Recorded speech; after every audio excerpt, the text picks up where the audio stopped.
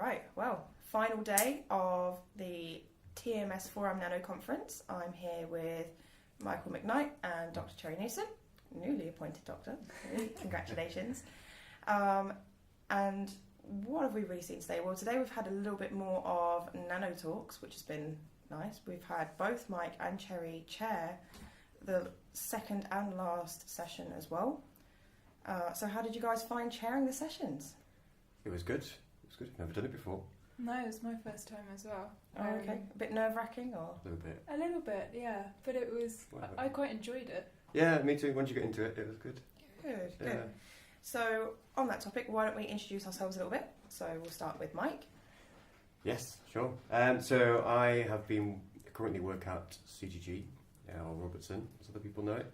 I'm working there for about 5.5 years. You left straight out of University of Portsmouth, didn't you? I did, You yes. walked straight into industry. I did, You're a bit of a celebrity down Are you there. going to get me to tell that story? No, do. Tell us all about that. Okay.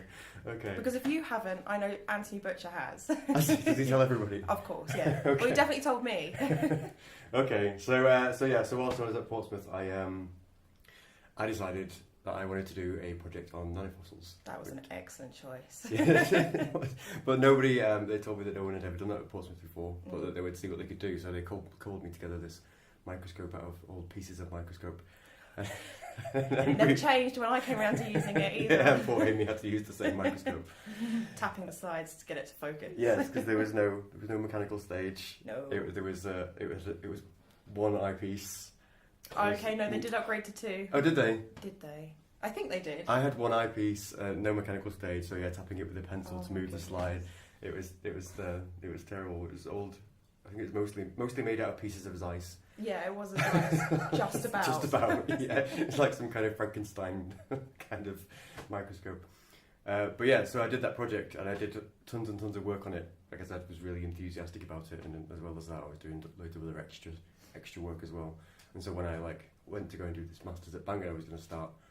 I also just thought I'd just chuck an application into Robertson, and they. What was the masters you applied for? I was going to do marine geoscience at Bangor. Oh, okay. Yeah, so I'd already spoken to the Di Hughes, his name was. I'd already spoken to him about the project, and I was going to do some kind of biostrat seismic kind of dissertation project. So I'd already got everything in place, and I went for the interview at Robertson, and they told me that I'd done because there was no nanofossil experts. It's okay, at you can Robertson. say exceptional job. You interviewed that well, they went, we're going to create you a job. Well, basically, yes. And But 5.5 years later, you're still there. Yeah. Which is That's great. it. And how do you find it at CGG? How do you find working in an industry, going from like an academic kind of realm? Yeah, it was. Well, it's really good in that you get to see so much material. Like there's just an unbelievable amount of material that just comes across your desk. And like at Portsmouth, they used to say the best geologist is the one that's seen the most rocks. And if that's the same is true of micropaleontologists, then working in industry is definitely a valuable experience for anyone that wants to do micropaleontology. So I would recommend it. Okay. Yeah. So have you got any advice for anyone that wants to go into industry? Like what can we or those people prepare for? Yeah, you could do a lot of extra research. You need to show that you can work independently as well as part of the team. What they want to see, I think, is that you can sit down. If you're talking about micropaleontology, they're going to want to send you on well sites, so they're going to want to see that you can sit down at a microscope for 12 hours and log slides. Like really, that's kind of what they want to see. They should recruit our current MSCs here. Yeah, so you need to be able to work independently and be self-motivated in that way. Yeah, I think that was one of the main things that they saw in my project because of the amount of slides I logged for my project, and it was more than a lot of people log for their masters. Yeah. And I was just doing my undergrad, so that's one of the things they said to me there was you've done a lot of independent work, like you've taught yourself nanofossils. Yeah. You've done all of this extra stuff. So yeah. Clearly a very demanding job, but you'd say it was worth it. Yeah, but I'm also a very demanding person, to be honest. So I think I suited the job well. Like I expected them to push me and test me, and that's good. I think that's a really good way to be, and you want to push your employers as much as they want to push you. So, and it's clearly worked. You've been there a while. Yes. So. Yeah. I've done a lot of good stuff whilst I'm there. So yeah, but I would recommend it to for anyone that wants a career in micropalaeontology. Oh, wonderful. And we also have Cherry here with us. Hello. Hello. So tell us a little bit about you and your background. So I did a geology degree, and Okay. Where did you do that? at Leeds. Okay. And enjoyed the paleontology side of things, but didn't just want to be a curator, which is what I thought might happen if I went more macro. So I liked the idea of micropaleontology and did a 10-week summer placement with Sam Gibbs at the University of Southampton. Oh, wow, that's amazing. Yeah, and it kind of kicked off my love for nanos. And I've been doing it for, 6 years now? Well, Samantha Gibbs has done a lot of work on PETM, nanofossils, right? Yeah, so that's what I was working on, PETM. Oh, great. Looking at the size differences and thickness of the pelagicus liths through the PETM interval. Oh, wonderful. Yeah. And most recently? Most recently, Your my research. And then, so after that I went to UCL and did a master's and focused on Middle Eocene nanofossils as my dissertation project, and stuck with Middle Eocene for my PhD. So I've been doing the Eocene for a long, long time. You couldn't get out of it, really. Yeah, I know. Once you're there, you're stuck in it. And how do you feel your projects do you feel like there are similarities or differences between your Eocene projects in nanofossils? Yeah, definitely. So for my my master's project, I was focusing on a record where we already had the foram and radial area data, so it was adding the nano component to it. How exciting. And it was a kind of a lesser event that people don't know as much about, so that was kind of new and innovative research. And then my PhD has been obviously a new site. Yes. So yeah, really working from scratch with no isotopes or any kind of other records. But it's on sort of better studied intervals. So. Okay, so you didn't just exclusively do the Tanzania sites, or was it mainly just using? Oh no, I did North Atlantic sites. So my main focus was sites just off the coast of Newfoundland. Okay. Which were drilled just as I started my PhD. So perfect timing. Yeah, pretty much. Yeah, for the project. What I'm finding so interesting is how similar our projects are. So obviously my locality is in Indonesia, so low latitude. But seeing your talk today, I actually brought my own results up, and I was looking at them going, no, they're identical. Yeah. So slots in. Yeah, it's incredible. And also, collecting your samples right at the beginning and waiting to just get my next samples as well. Yeah. Big things. Yeah. So how have you both found the conference? Yeah, it's been really good, I think. It's been a nice mix of nano and micro, I feel. Oh, see, I wouldn't say that. Oh, you wouldn't? I'd say the nano department's been lacking a little bit this year. Well, really? Yeah, a little bit. Okay. Yeah. There was a lot of benthic forams yesterday, and planktics as well. Yeah. It's not the end of the world. I mean, it's still interesting talks. I think I just like all micropalaeontology, so Yeah, you're biased. Cherry, what did you think? I actually thought today was a really good day because we had a mix of more sort of it was more paleoceanography based, which is more my area of research. Yeah. So I guess I understood a bit more as to what was going on. Got a bit lost at points with the benthic forams yesterday, but no, it's been a good conference. It's the first one that we've both done as nanofossil representatives. Me and Mike. Yes, so, that's great. Yeah, and last. Because I'm off the committee as of November. Yeah. Is this because you're going away on this IDP day? No, I've just been on it for 3 years, so my time is due. Yeah. So. Yeah. Is that under TMS?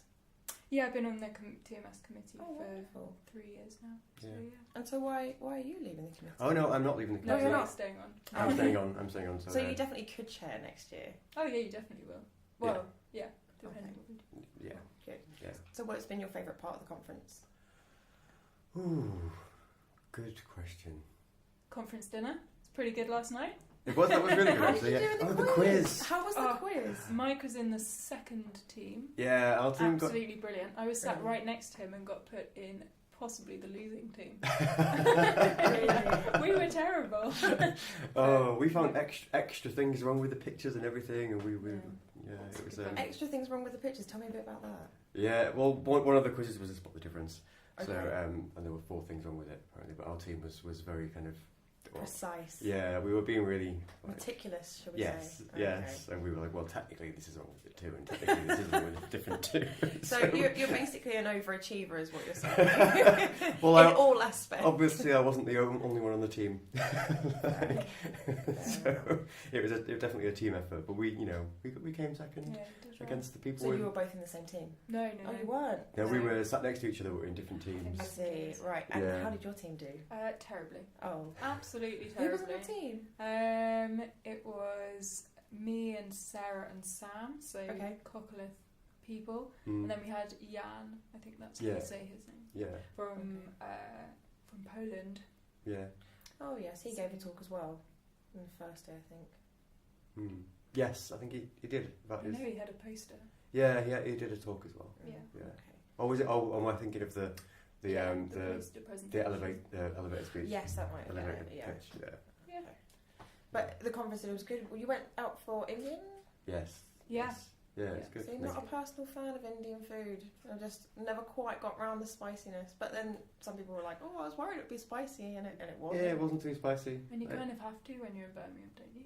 Go I guess- for a I curry. guess so. See, You yeah, guys- that might have been one of the reasons why Yeah. we decided Curry House, because yeah. I mean, the tradition. Yeah. when in Birmingham. Well, I lived in South Manchester for ages, like next to the Curry Mile, so I was like, Oh, what's the Curry Mile? I haven't heard of this. It's a stretch of road in Rusholme that is both sides. It's a mile long, and Oh, but really? both sides are just full of curry houses. Okay. It's really great places. And to did you eat go there. to every single one? No, there are too many. Oh, really? There are too many. Did you at least have a favourite? Yeah, but I can't remember the name of it. Began with an S.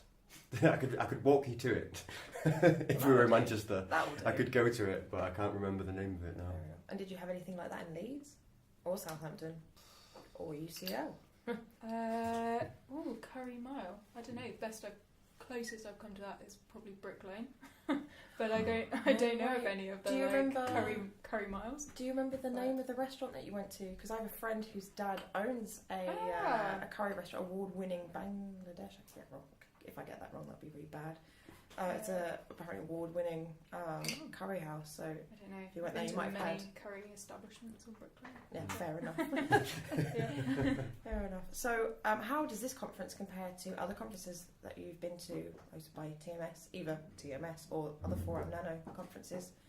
How do you think it fares? And how do you think Birmingham's done as well, as a host? Yeah. I think it's really good here that we've had sort of the two organisers have been Kirsty and Tom, who both have a nano and a forum background, because that just gives a bit of input from both sides of the I don't know, the Disciplines. committee, Yeah. the group. Yeah. So that's been really good. And previous TMS conferences, the last one I went to was in Plymouth. Okay. Which was really good. Do you Maybe remember what year slightly that was? harder to get to because it's like in the middle of nowhere. That was not last year, but year 4, so Okay. 2015. Wonderful. And then I went to Prague in 2013. So Yeah. I kind of do every other year.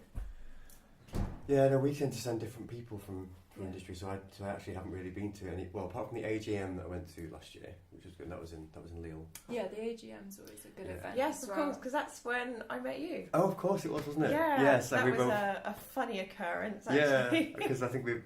We met in Belgium when we were on the conference dinner, which is basically conference Belgium beer. Yeah.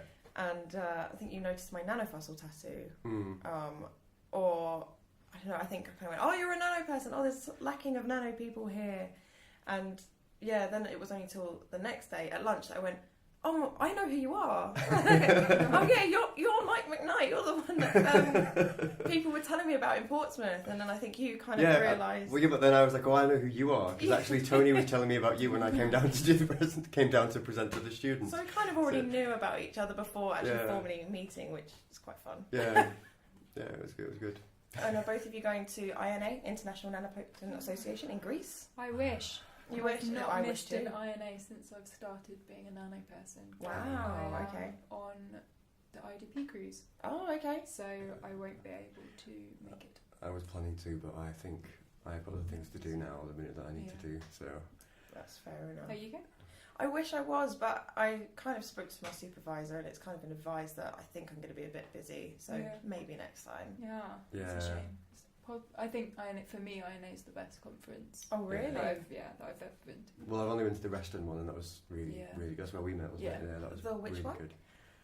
It was in Reston, Where's that? Virginia, so just outside Washington. Oh wow, that's crazy. So is it usually quite far away? Like, or do they host it around the world? They tend to do they kind of do sort of an American one, that sort of region, a European one, and then maybe somewhere more exotic yeah, one. like the Philippines. But they try and mix it up so that it's different. That's really cool. Oh. So that's I'm why even it's more so disappointed to not go this year then. That's a shame. Yeah. So tell us a bit about your leg that you're going on, your cruise. Oh yeah, so at the end of July. Okay. Off. Are you excited? Very excited, a little bit nervous, but only because I don't really know what it will be like. But I've been getting lots of tips from people at this conference who have been on the IDP cruises before. So yeah, I've got we a actually good idea. had Andrew Henderson on our very first podcast, and he was telling us a bit about IDP expedition experiences and how it's just basically lots of mud. Which I think was the summary out of that. And 12 hours on, 12 hours off, not really meeting your roommate, but then sometimes that's nice because when you get in you just want to sleep. Have a bit of time to yourself. And lots of booze. Yeah, that's what I've heard. So where are you doing the cruise? So we sail from Townsville in Australia. Oh wow, so quite north. Yeah, relatively north, and then we end up. So we're drilling kind of in the New Zealandia. Have you heard of this?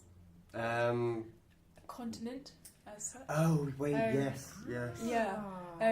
And then we kind of on Lord Howe Rise region and in the Tasman Sea, and then we sail round and finish in Tasmania. Wow. So, yeah. That's covering quite a large area. It is a long stretch, yeah. I mean, when you think about the size of the UK compared to the size of, let's say, the eastern coast of Australia, it's considerably larger. Yeah, it is. So how long are you away for? So it's 2 months at sea. Wow, 8 weeks. Gosh. Yeah. Which should be good. Yeah. You don't get seasick, do you? People keep asking me this. I don't really know. Well, you're because fine. I've never done anything like it before. But I've got, my doctor has given me the highest prescription seasickness tablets. And someone was telling me at this conference that the doctor on board gives out these patches you put behind your ear, and apparently that works. Wow. So yeah, if I am seasick, there will be something to save me. Yeah. So what's your responsibility while on board? So I'll be doing the nanofossil biostratigraphy with there'll be a team of biostratigraphers. Yeah. And I'm working with Claudia Agnini, who's the fantastic. other nanofossil worker. But obviously I won't see her much because she'll be on the opposite shift. But we'll be working quite closely together. And then there's a team of 4 or 5 foram workers, an ostracod worker. We've got a palynologist. And radiolaria workers. Oh, okay. As well, yeah. So we've got a whole host of us on it. That's so, great. Yeah, it should be good. Oh, I wish you the best of luck on it. And thank you. I mean, you're going at a pretty cold time of year, so you might not think to take a jumper, but I'd take a jumper.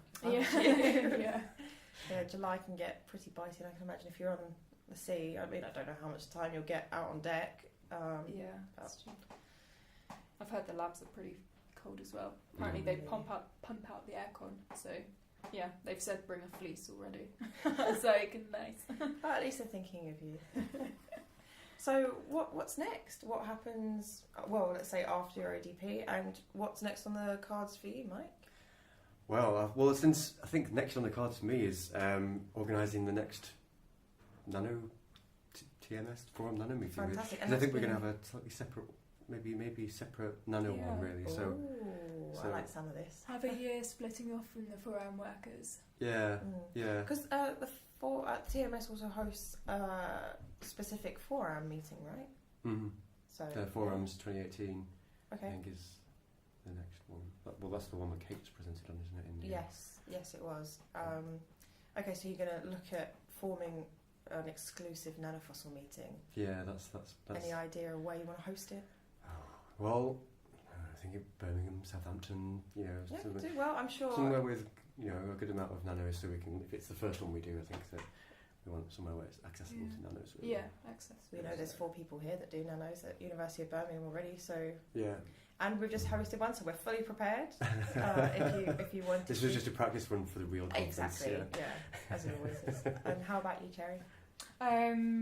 Yeah, following the IDP cruise, I haven't really got any solid plans as such, but hopefully doing a short postdoc on the cruise material after I get back, dependent on... Will that be at UCL as well? Yeah. Okay. Yeah, if the grant application works in my favour, Oh, then good luck. yeah, that's the plan. But I haven't got long-term plans at the moment. Fair enough. So if anybody wants to employ Cherry, I mean, yeah, this could be a good Available. place. And what do you guys think about live streaming and actually doing things like this podcast? For the conference. Like, have you seen it before in other conferences? Is it a good idea? Do you think we should scrap it all together? What do you think? I've never seen it at a conference before. I've seen a whole host of new things at this conference. I've never seen a Skype talk. That was the first. Yes, actually, I got an email from Liam Gallagher from Network Stratigraphic saying, I'm not at a talk, but I'm watching someone on YouTube giving a talk while they're not there either. So he was like, technology's fantastic. Yeah. So that was really great that Heather could still present even though she wasn't able to be here. Yeah. I think embracing new technology is great. Yeah. Like, just keep it up. Like some things will stick, some things won't stick. And that's fine. But you don't know until you try, really. Exactly, and one also reason why we're doing this podcast, because we want to see if this is going to be something that people want to use and can access freely and for free as well. Information talking to young academics and industries like yourselves. So yeah, it's a good idea. Yep. So what do you think? Yeah. No, I completely. You're agree. totally on board with it. Yeah, absolutely. Oh yay! Yeah. Okay, so we should keep this up. Yes. So if it goes downhill, I've got someone to blame now. Yeah, and it's on record now as well, so yeah, sorry I can't. Unless our good sound technician Jack cuts it out. It's fine, he just gave me a look. Okay guys, well it's incredibly hot in our small little room. Yep. We might just add to the audience that we are actually currently surrounded by microscopes. We're in the University of Birmingham's postgrad microscope room upstairs, and I think today's the record for the hottest June heat wave. So yeah, I don't know about you, but I can definitely feel myself getting a bit more sweaty as it goes on. I can indeed, yeah. I think we might end it there. Let's go get some drinks, and there's a field trip tomorrow which will end the conference, the TMS Forum Nano 2017 conference. So I shan't be attending, unfortunately, but our good sound technician Jack will be there taking photos and films.